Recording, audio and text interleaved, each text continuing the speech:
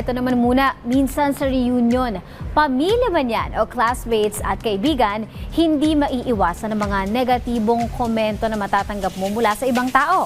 Nakaka-hurt, di ba? Lalo na kung malapit kayo sa isa't isa o kung hindi naman kaya ay mas nakakatanda ang nagsabi nito.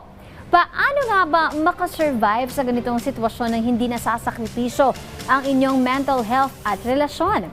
Alamin natin yan sa ating millennial psychologist dito lang sa All About You.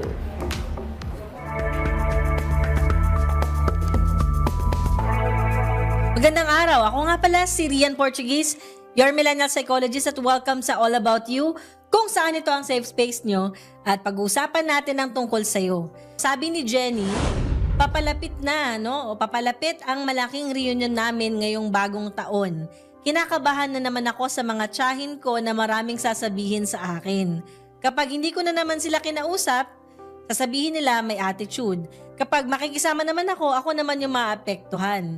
Any tips to survive? Hindi natin sila totally makokontrol, yung mga tiyahin ninyo, kamag-anak ninyo na talagang nanguusisa, di ba, kung ano bang ginagawa mo sa buhay. Pero meron tayong paraan para i-handle yung gantong sitwasyon. Una dito, syempre, yung tinatawag natin na pagsiset ng mismong boundaries natin. Kasama sa pagsiset ng boundaries natin yung tinatawag na energy management. Yun yung makatotohanan doon, no? Hindi naman totally yung lalayo ka parang all together sa mga tao na to, no? Pwede yung nandito yung nandyan sila, 'di ba? Pili ka lang ng pinaka-safe na distance mo sa mga tao na to, 'di ba? Pwede ka namang mag-greet o kaya kung di naman ikaw yung type of person na nagi-greet, 'di ba?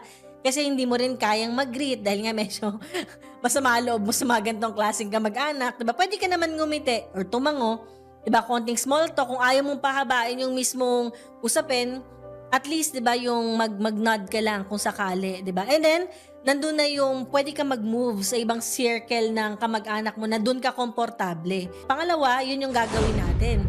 Pre-plan your neutral responses. Talagang yung response na to na pwedeng hindi na mag-lead pa sa napakadaming tanong. Alam mo yun yung tipong kapag tinanong ka, sumagot ka, mararamdaman ng taong kausap mo na, okay, parang ayaw niyang sumagot.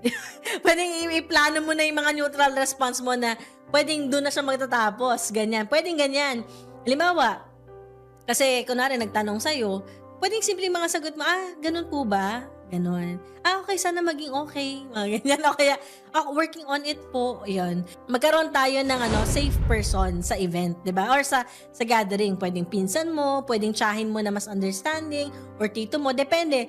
Hanap ka na kung sino yung feeling mo komportable ka during the event. Para naman, meron kang makakausap kung sakali na hindi ka na talaga ganun ka-komportable. So, yung safe person mo na yun, pwede rin natin isama dito yung sibling mo, di ba? Nanay mo, pwede rin tatay. Di ba? Kapag feeling mo na-off ka na, o kaya naman feeling mo napapagod ka na. So, kahit pa paano makakatulong tong safe person na to para hindi ka talaga totally ma-overwhelm. So, this holiday season, importante maging sensitive and mas maging affirmative tayo sa ating mga kamag-anak. Kasi dapat, di ba, mas masaya at welcoming at saka safe space ito para sa ating lahat. Yun yung reminder natin.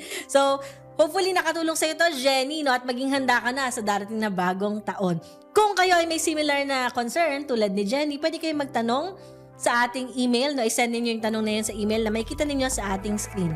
Muli po, this is Rian Portuguese, your millennial psychologist. Ingat!